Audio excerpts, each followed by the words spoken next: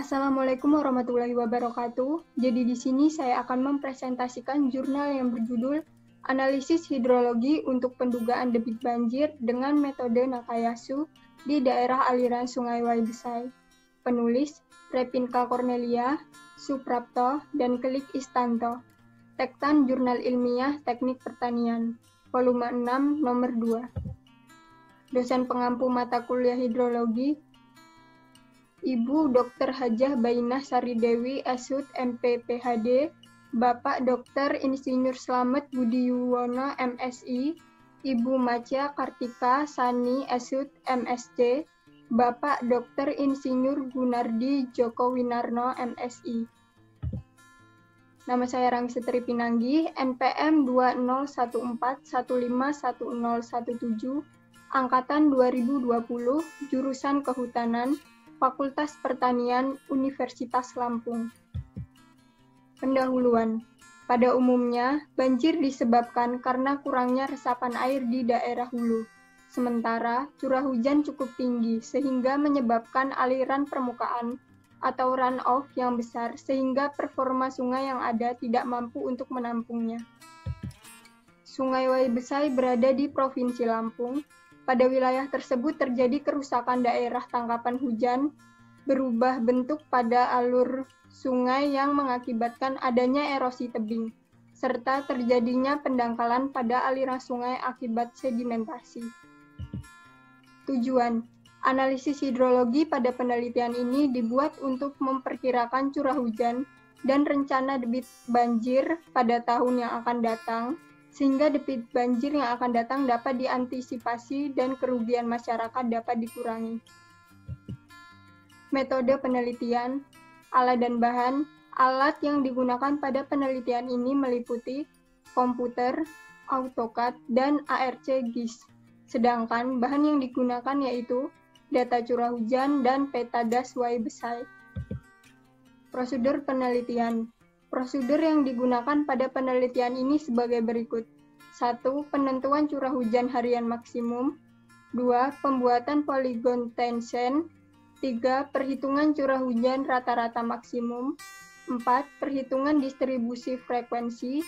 5. Penentuan uji kesesuaian chi-square dengan metode Gumbel dan metode Lorentz 3. 6. Perhitungan distribusi curah hujan serta rencana perhitungan banjir debit dengan menggunakan metode Nakayasu. Hasil dan pembahasan. Pada bagian hasil dan pembahasan terdapat beberapa gambar dan tabel. Gambar 1, peta das Waibesai. Tabel 1, luas pengaruh stasiun hujan terhadap das Waibesai. Tabel 2, hujan rata maksimum wilayah di das Waibesai. Tabel 3, distribusi hujan rancangan. Tabel 4, subdas Waibesai. Gambar 2, struktur hierarki sungai pada Waibesai.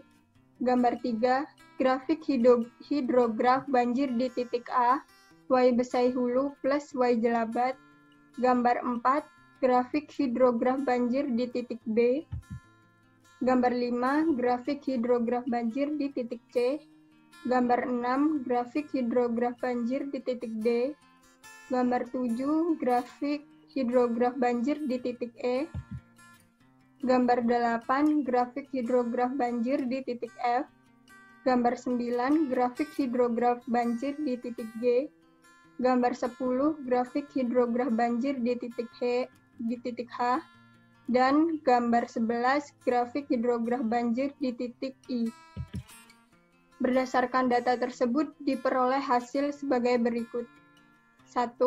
Rencana curah hujan periode ulang 10 tahun, 83,46 mm per hari, 25 tahun sebesar 105,41 mm per hari, periode ulang 50 tahun, 123,70 mm per hari.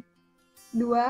Banjir debit rencana, 244,15 meter kubik per sekon untuk jangka waktu 10 tahun, 308,35 meter kubik per sekon untuk periode ulang 25 tahun, 361,83 meter kubik per sekon.